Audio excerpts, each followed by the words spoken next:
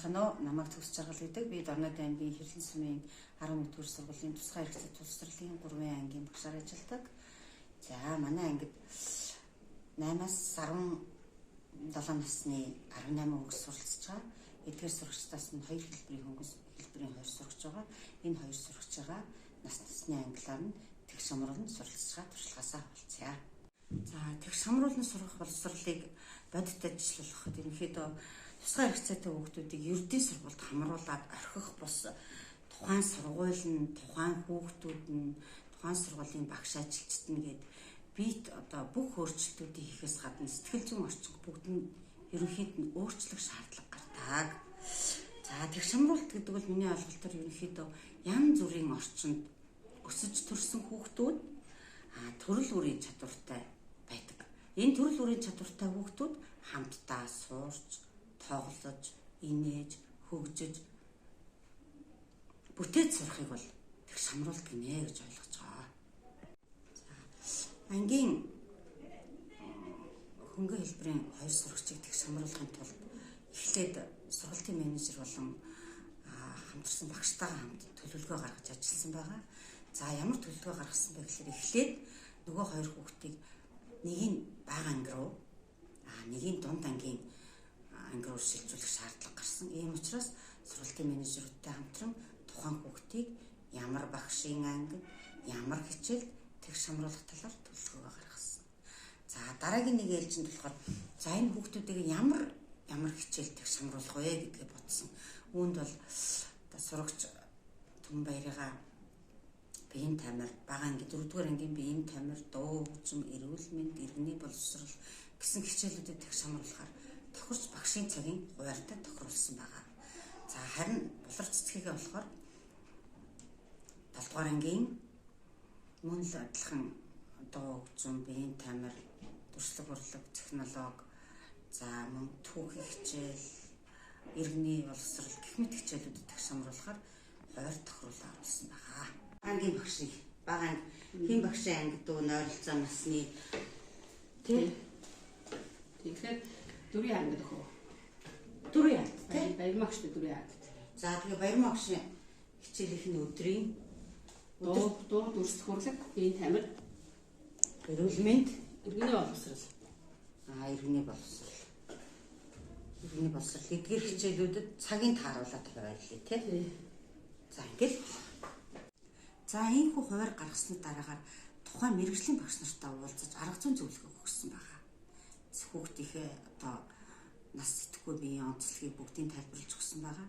За мөн түүнээс гадна хүүхэд маань орох тухайн ангид сурагчдад сэтгэл зүйн бэлдэж сурагчдад ийм хүүхэд ирэн шүү ингээд тусалж тэмдэрээ ийм онцлогтой шүү гэдгийг маш сайн тайлбарлан ойлгуулсан байгаа. За тухайн сурагчдад маань саяны хэлсэн биеийн тамир, дуу хөгжим, туршлага урлаг, эрүүл мэндийн хичээлүүдэд тэгш хамран 7 хоногтой нэг удаа орохоос гадна харин монгол хэл болон математикийн хичээлийг ангидаа ганцаарсан сургалтын төлөвлөгөөр явж байгаа. Орж хахад чи цагаа хараад 7-гийн анги руугаа 11:50 гэхэд тэр цагаа маш сайн хараарай. Энийг ч гэсэн хараарай. Ангид биеийн тамир орлоо гэж болоход чи 7 анги руу тэгш хамрах хичээл рүүгээ явах нь. Цагаа маш сайн баримтлаарай. За ойлгомжтой юу. За манай хоёр 8 дугаар ангидаа тэгш хамралтын хичээлд орохоор явж гин.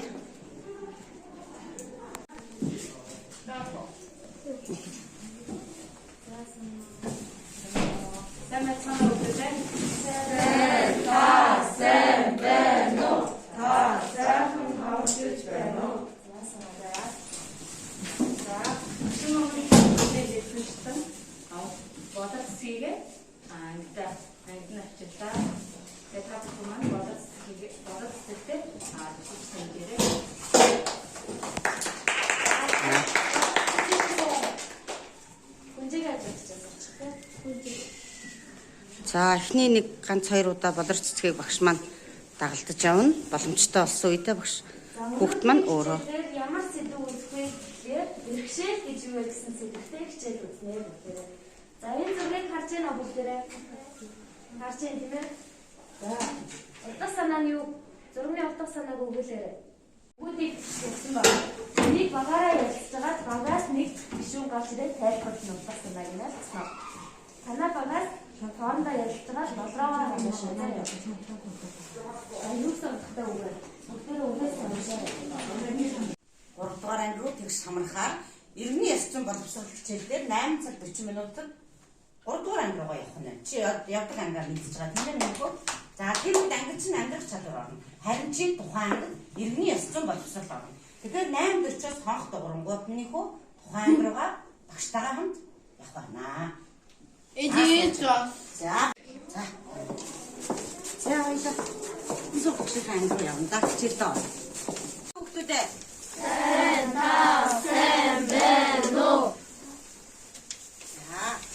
өмнө нь багш нь түн баярыг санал танилцуулсан тийм үү? Ангид найзаагаа дэмжиж хамтдаа сайхан сурцгаая. Өнөөдөр бид нэр эрэг хүндээ хичээл дээр мэдрэхүүн эргэтнүүдээ мэдээ. За тэгвэл мэдрэхүүн эргэтэн маань хэдэн мэдрэхүүн эргэтэн байна? За хүүхдүүдэд нэрлээрэй. За түн баяраа нэрлээрэй. Юм харах зүйтэй сайн байна. Дараагийнхаа дан урамшил. Өөд сайн байна. Юм мэдрэг. За дараагийнхаа. За тохиос ажиллаад байгаа.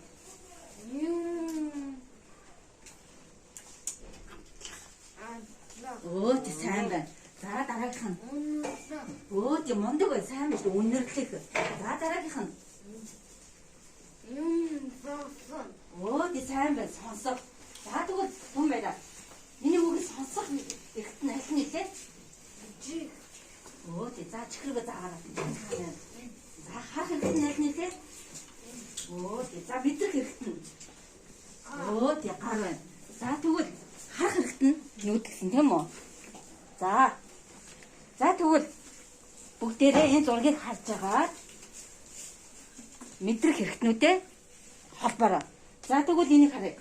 За гар утас яах вүлээ? Даадаг. Өөд сайн байна. За үнэртэй усыг яах вүлээ бид нар?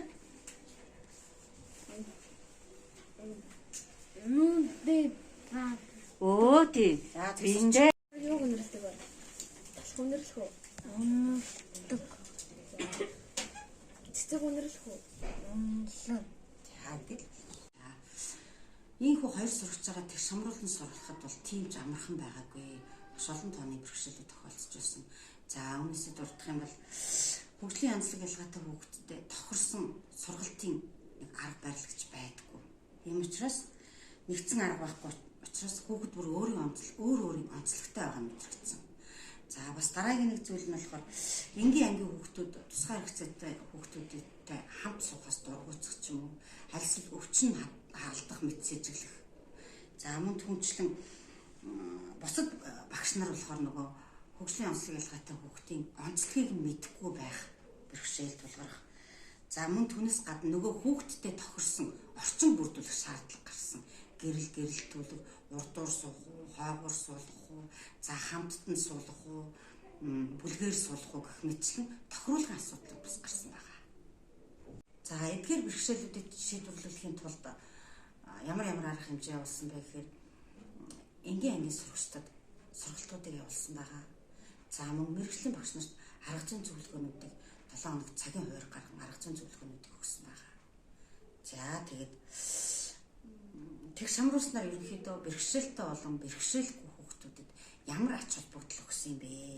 Ямар эерэг нөлөөнүүд гарсан юм бэ гэдгийг хэлэхэд за манай ангийн 2 хүүхдэд бол өөртөө итгэх итгэлтэй болсон. За мөн түүнээс гадна жинхэнэ оролцоог мэдэрсэн байгаа. Ангийн нэг гишүүн гэдгийг ойлгосон байгаа. За хувийн хөгжил болон бусад хүмүүсийн дунд бие авч явах байдалд эрс өөрчлөлт гарсан. За цаашдаа ангийн хүүхдүүдтэй сурах чин хүсэл эрмэлзэлтэй болсон байгаа. Мөн түүнээс гадна гэр бүлийн гишүүд нь буюу эцэг эх ах эгч нар нь өвөө минь миний хүү чадах юм байна, миний хүү сурах юм байна гэсэн одоо сэтгэл зүйн бас таатай нөхцөл бүрдсэн байгаа. Энэ хүүхдүүдийн хувьд ямар эерэг талууд гарсан бэ гэхээр хөгжлийн онцлог ялгаатай хүүхдүүдийн талаар ойлголттой болсон байгаа. За мөн түүнээс гадна бусад хүмүүсийг ерөнхийдөө ойлгодог болсон. Бусдыг хүндэлдэг, сонсдог, хүлээцтэй ханддаг юм чадварууд гарсан байгаа. За бас тусгай үг хэрэгцээт хүүхдүүдэд хандах хандлага нь бол эрс өөрчлөгдсөн байгаа.